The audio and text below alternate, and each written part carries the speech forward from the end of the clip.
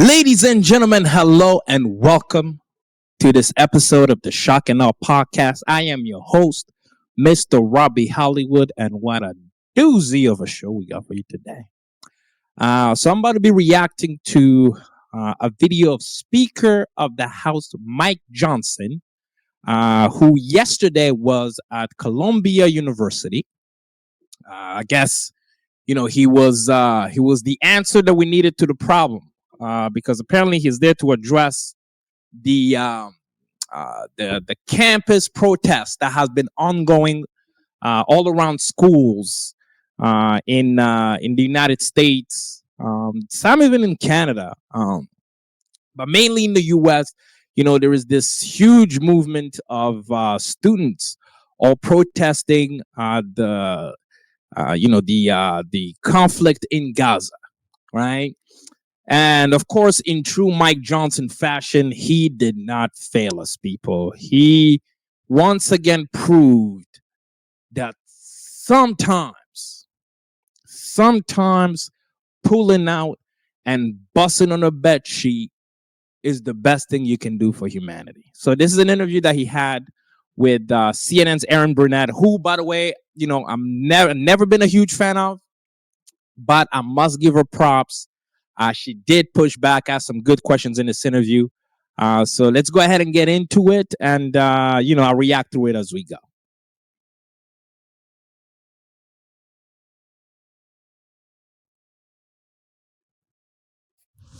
Speaker Johnson, thanks for your time. Obviously, there's a lot going on in Congress right now.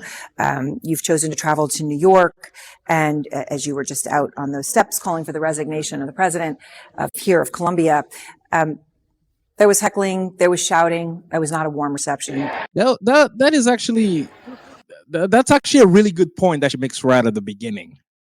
With everything that we have going on in the country, is this really the best use of your time, Mike Johnson? There is three wars that I can count right now. The Middle East is on fire. Inflation is through the roof. The stock market is in the shitter. And the best use of your time is to go on pontificating and scolding college-age children for saying mean things. Wow. Just another fantastic use of the American taxpayers' money, Johnson. Well done.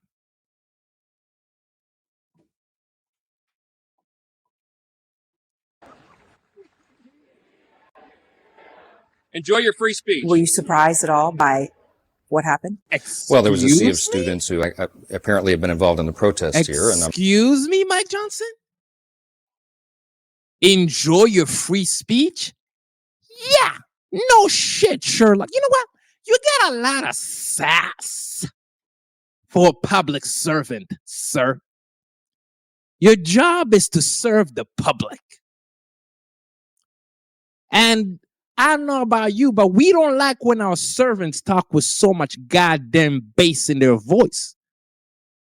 Enjoy your free speech? Yeah. Last I checked, you took an oath to uphold the Constitution of the United States. And in that Constitution, it says it in all black and white that freedom of speech is one of the key guarantees that we all get as an American. So yes, we will enjoy it and you will protect it. Enjoy your free speech. That's a lot of. Oh, what, Mike? Oh, what? You're going to take it away? Because let me tell you something, pal. The Constitution was here way before you and your donors. And it will be here way after you're gone. Prick.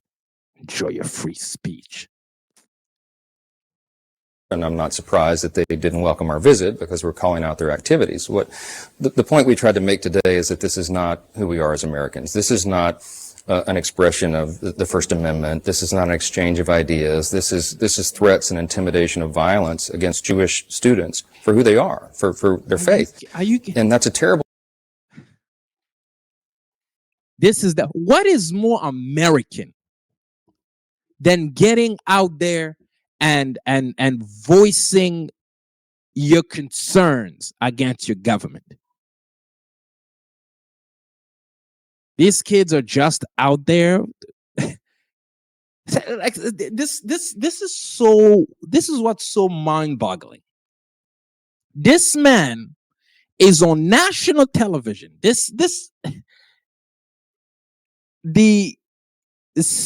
speaker of the House of Representatives is on national television playing this stupid, oblivious game like he really doesn't. So there is nothing else.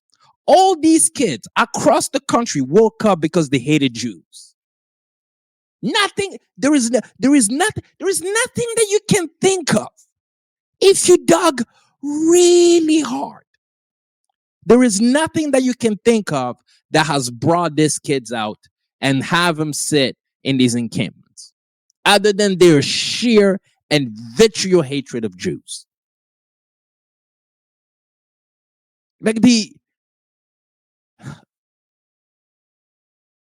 How are you supposed to fix anything if the dialogue itself starts from a place of intellectual dishonesty?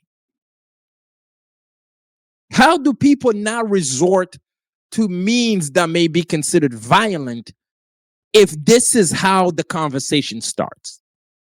With people completely and utterly refusing to acknowledge the facts on the ground and choosing to mold those same facts to fit their narrative. You can't reason with somebody who acts oblivious on purpose. These kids are just out there because they hate Jews. Really, Mike Johnson? There is nothing, not the wholesale extermination of a group of people. That has nothing to do with why these kids are out there. For fuck's sakes, man.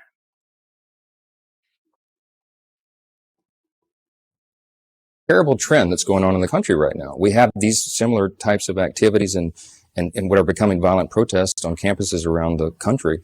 And members of Congress, I believe, have an obligation, a responsibility to speak about this and to demand that it come to an end, because it's not good for us. The main thing they were chanting was free Palestine. How is that anti-Semitic? Well, what's anti-Semitic is that Hamas endorsed this protest today. Within the last 2 hours, they issued an endorsement statement. Oh, it's anti-Semitic because Hamas endorsed the protest. Okay. But Mike Johnson, here is an interesting fact, because it seems as though, so what you're saying is, well, we're supposed to believe that these kids are terrorists because Hamas said so. But here's the interesting part. It seems as though you ask us to believe Hamas when what Hamas is saying or doing fits your narrative.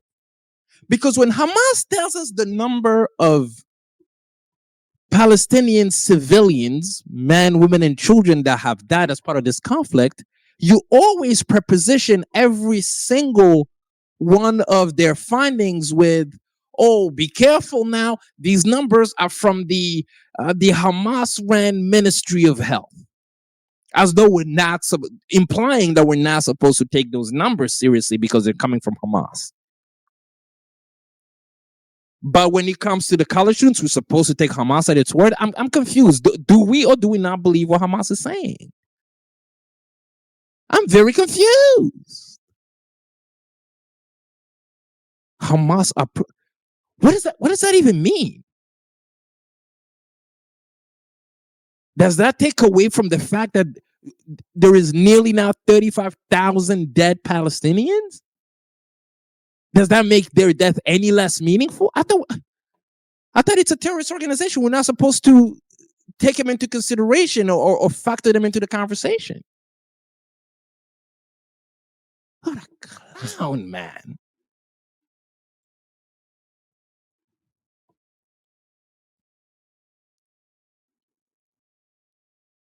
And heralded the students here and said, this is the next generation of leadership in America. If you're getting endorsed by Hamas, that's not a good look. It's not a good sign. Some of these students apparently are unaware of the atrocities of October 7th, or they're denying it. They deny that women and children were brutally raped and murdered, that infants were placed into ovens and cooked alive. The things that happened there are unspeakable, and yet they're out there waving flags for the very people who committed those atrocities. This is not who we are. Speaker, in Jesus, like, I mean, so pretty much what you're saying, what you're implying, Mike Dingus Johnson, is that no one can voice their concern or their outrage at the number of Palestinians who have died as part of this conflict without being a supporter of terrorism. Is that what you're saying? That anyone who voices or comes forward and raises their voice in solidarity with the plight of Palestinians, we're talking about tens of thousands of dead women and children, that one can do so we can't walk and chew gum. We cannot denounce terrorism and still find it outrageous that the Israeli government is annihilating men, women, and children at an industrial rate. We just can't do both.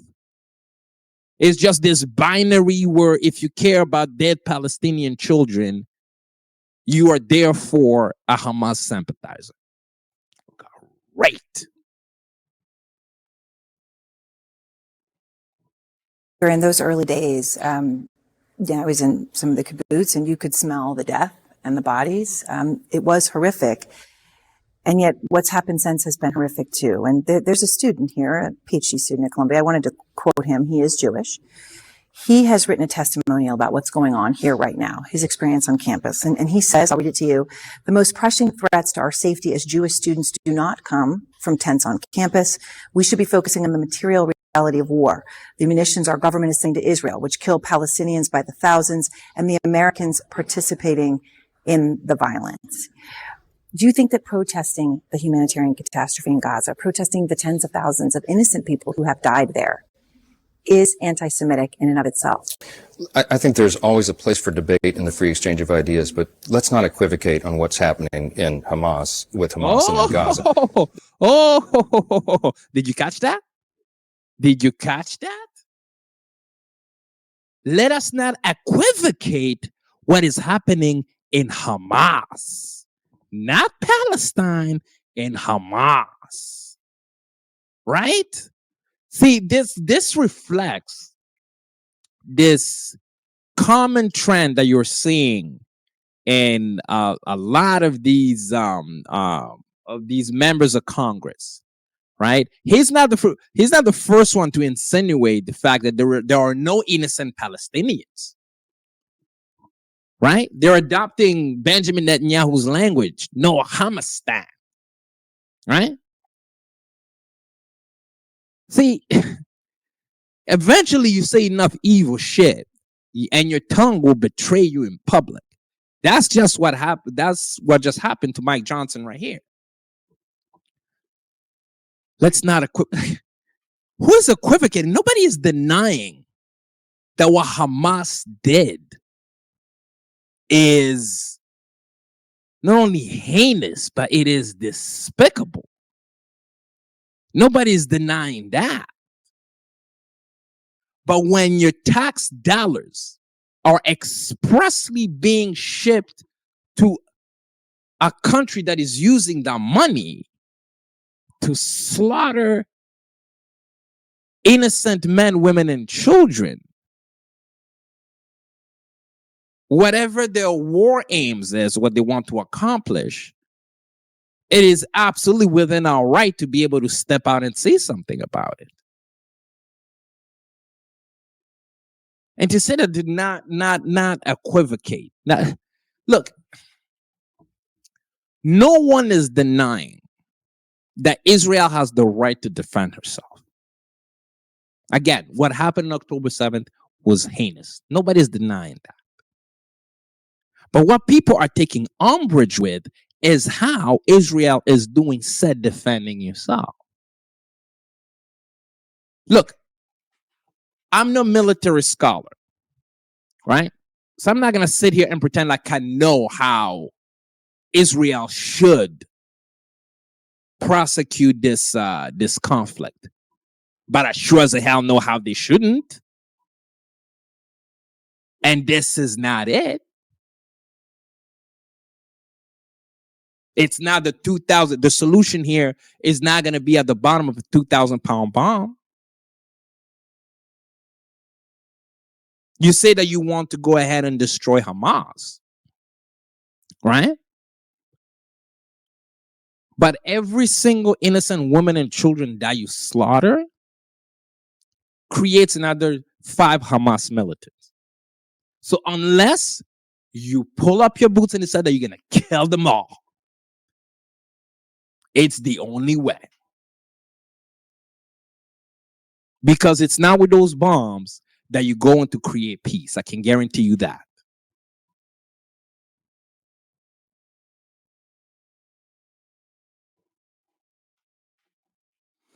This is a battle, as Netanyahu said, Prime Minister Netanyahu said, between good versus evil, light versus darkness, civilization versus barbarism. This isn't a close call. We have terrorists who preyed upon and attacked viciously and killed many innocent Israelis. And the idea that they would be out here in support of that. Hamas is using civilians as shields for themselves. They put their operations under hospitals and schools. I'm so goddamn tired. So goddamn tired of this. Oh, Hamas is using Palestinians as human shields. Goddamn rhetoric. Okay, I am exhausted of hearing it. As though it's some form of justification. Oh, okay, they're being used as human shields. So hey, sorry, shit out of luck. I guess those babies must die. They're being used as human shields. There is nothing we can do. They're human shields. Next time somebody says that to you, ask them this question. If Hamas was hiding in Tel Aviv,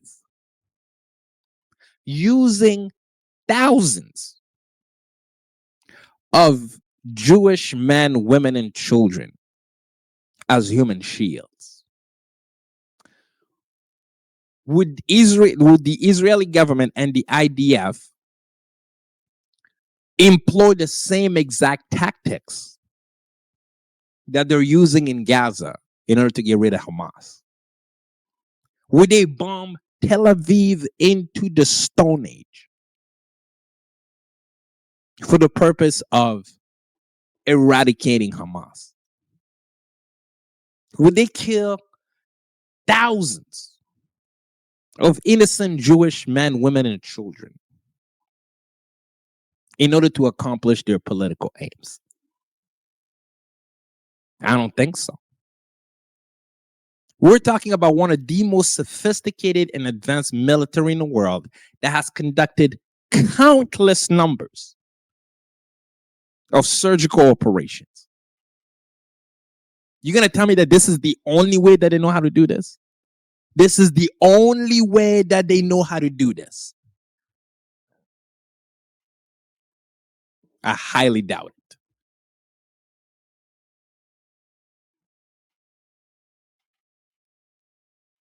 They're using civilians in a theater of war. And so it's difficult. Why would someone blame Israel for trying to stamp out the very terrorist threats that are right there on the doorstep? We should not be dictating to Israel their military strategy. We should be supporting our ally, which is the only stable democracy. Is there anything Israel? Excuse me, we should not be questioning Israel about their military strategy? Yeah, you don't want us to question you about your military strategy? Stop using our money then. If you're going to use our money to buy bombs, we are going to ask you how those bombs are being used. And here's another thing too, like with with all these countries coming out with their handout, asking us to pay for their wars. Listen, you boys need to learn how to fight within your tax bracket. All right? This goes for Benjamin Netanyahu. This goes for Zelensky and everybody else coming out with their handout. We don't got it. Okay? We don't got it. So you boys are gonna have to learn how to fight within your tax bracket. Your tanks are out of ammunition. Shit. You boys better build that catapult. Your guns are out of bullet. My bad, Playboy. I guess it's time them Ukrainian boys picked up a sword or learned how to joust.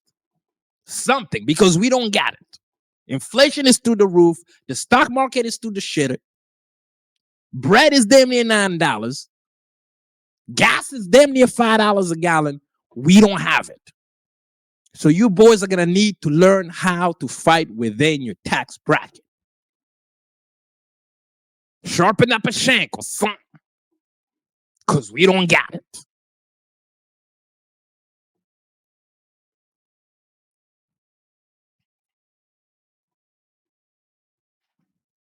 Israel could do that would be over the line for you? Because when you talk about stamping it out, I mean, many innocent children have died and are dying at Israel's hands and the IDF. There have been civilians murdered, but that is not the fault of Israel. It's the fault of the terrorists, the Hamas operators and soldiers, the terrorists who have used these people and put them into harm's way. Israel, I'm convinced, is doing its very best to prevent civilian casualties, but this is a war, and they're fighting for their very existence, and they are not the aggressors. It is the other side. Some of the people here seem not to understand that, and I think that's real. God, this man, this man with the face of a psychotic hard-boiled egg. Oh, I can't stand this man. I can't stand this man. They're not the aggressor, Mike Johnson. Again, there is no justifying what happened on October 7th. Hideous, heinous acts. No one can condone them. Matter of fact, I think we all agree that Hamas indeed has to go. Not only for the good of the Israeli population, but also the Palestinians. They have to go. But to stand there on national television and act like all this is happening in a vacuum, that the Israelis were just tending to their olive groves when these barbarians broke through the walls. They were just Jewish Mother Teresa's as far as the eye can see. Like, we don't understand how this could have possibly. And the crazy thing is, Mike Johnson knows he's not a stupid guy. But he's a puppet to his donors. I don't know which billionaire picked up the phone and told him to get on a plane and go to Colombia. And they go to the Colombia campus.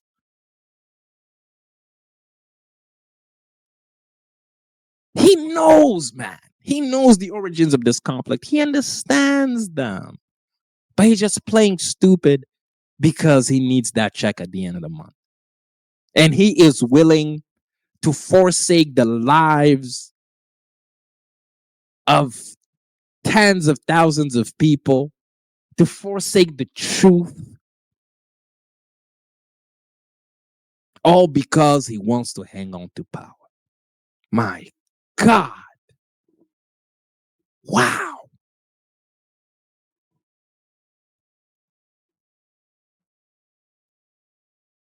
It's a real problem. We can debate the merits of all these things, but what they're doing here is intimidating Jewish students. That's the thing that is so problematic. All right, so let me ask you about that, because when it comes to that, the NYPD, at least as of Monday, have said they've not received a single call from Columbia University of reports of any physical harm. Well, no physical harm. Right, but you have to speak to these Jewish students who are in fear of their lives, who are cowering in their apartments right now, who are not coming to class.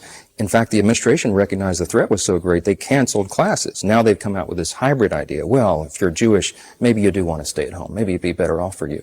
It is so discriminatory. It's so wrong in every way. That is not what the hybrid idea was. They didn't say, "Oh, okay, if you're Jewish, then stay home." That's not that. No, Mike. Just see again. You're lying. You blatantly lying. You're acting as though they sent out an email telling Jewish kids, "Hey, kids, everybody else, the Muslims, the Christians, everybody, a good portion of these students. This is Columbia University, for Christ's sake. Okay, this is an Ivy League school. I am sure there is a disproportionate number of those students is Jewish. A disproportionate number of the faculty that is out there, those encampments, is Jewish. So you're saying that there's this cabal of Muslims and Christians and self-hating Jews who have all colluded to make the life of other Jewish students impossible? Is this really the narrative that we're going with? Look, am I denying that in these protests, just like any other protest movement, okay, there is always some nefarious actors. Okay, that's just gonna happen whenever there's a large number of people who are gathered and spirits are elevated. Are people gonna say crazy things? Yes, of course they will. Okay, and there's no condoning that. If you out there these protests and you're making anti-Semitic comments, you're a piece of shit. First of all, because you're not helping the movement, right? You're not helping advancing the conversation, right? You're just there. You're a nuisance, right? But that does not mean that you can wholesale throw out the baby with the bathwater and say that these kids and their grievances are no longer valid. That somehow because quote unquote Hamas approved the protest. Well, come on, man. Like, let's be serious here for a second. You're playing semantics with people's lives for money. For money, Mike Johnson. Ability of a university administrator is to keep peace on campus and ensure the safety of students. Job number one. If they're incapable of doing that, then you need different leadership. I think this is time for a really strong hand. I'm trying to understand, though, why, as Speaker of the House, this is an issue you would want to get involved with. It's Thank you. Don't you have better things to do, Mike Johnson? Here. Why is this something that you are choosing to get involved in and calling for the removal of a president of a private university? Well, they receive federal funding as well. And Congress is looking at all of these aspects to determine how they're using those funds. Is that appropriate? If they can't fulfill their basic obligations, I don't think the American taxpayers want to be funding this kind of thing. We know that professors... Oh, it's the American... Tell me one time, a single one of these student protests where in hindsight, people looked back and were like, wow, you know what? These students were really on the wrong side of history with this one. Tell me a single one of these. Listen, you may disagree with the means that they use to be able to get their point across. You may disagree with some of the things that are said at this protest. But tell me a single one of these student protest movement where you can look back and be like, wow, these kids were really on the wrong side of history for this one. Never.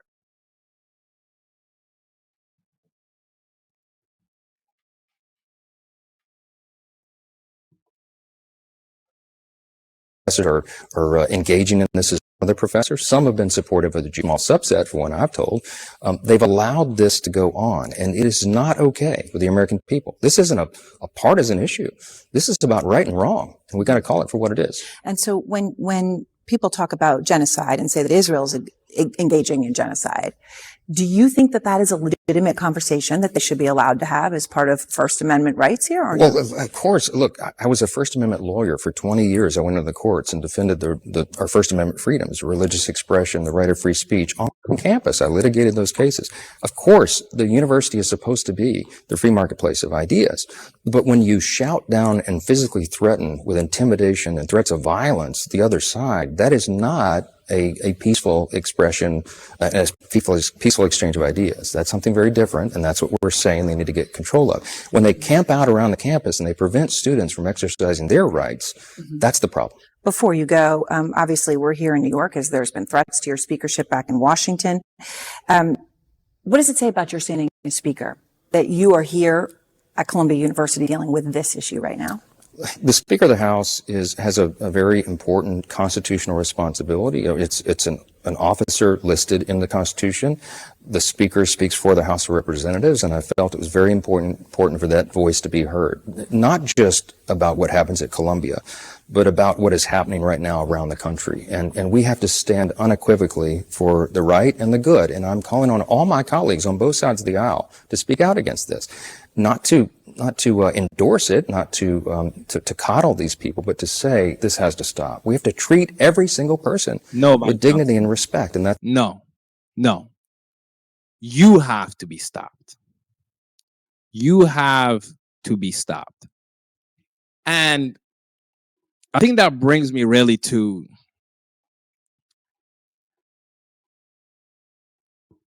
my conclusion on how to handle the likes of Mike Johnson. See, I never personally been a big fan of this idea of protesting, with the signs and the traffic blocking and the chanting and all this type of stuff. I think it creates the conversation, but I don't think it really moves the needle considerably enough for it to be effective. A movement that I stand behind in terms of this of protesting this these heinous things that the Israeli government is doing in Gaza is the BDS movement, right? The boycott, divest, and sanction movement. See, these people only understand one language, and that language is money. If you want to move the needle in a way that is considered to be impactful, you are going to have to hit them in the only place that they feel, and that's their pocket. And this is a trend that we have seen all throughout history. An example that I like to use is, the history of Black folks in America, right? So we came on this continent at the bottom of boats, right? We're chained, we're sold into servitude. And the story that we're told is that it took 400 years for some guy named Abraham Lincoln to wake up one day and be like, I wonder why Kunta's foot is always bleeding. Slavery must be bad. And white folks had a change of conscience, and chains were broken. But that's not why slavery ended. Slavery ended because the South of the United States, whose economy was much more agricultural, was tired of sending their taxes up north. And they wanted to secede. And the North knew that the only way to keep the South in check was to hit them where it hurts. And that's their pocket. So the northern push to end slavery was motivated by the fact that they knew that that was the only way that they can economically cripple the South and get them in line. Not because slavery didn't end because there was, there was a eureka moment where people found God and decided that a black life was worth something. Fast forward to the 60s, before the civil rights movement, right? We are riding the back of the bus. We are going to different schools. We're not allowed to eat in certain restaurants. You have Jim Crow laws. Things are not looking good for black folks, right? In the meantime, we are marching, we are chanting, right? And they're sticking the dogs on us. They got the water hoses on full blast, right? It's creating the conversation, but nothing is really happening. There is really no laws being changed. It was not until we started doing things like boycotting the bus. Because let me tell you what happens when you boycott the bus, right? A weasel like Mike Johnson, right? Never made enough money to be able to fund his own run for Congress. Somebody has to cut him a check. And whoever cuts him a check is who he actually really goes to represent. Right? So when we started boycotting the bus owner, the bus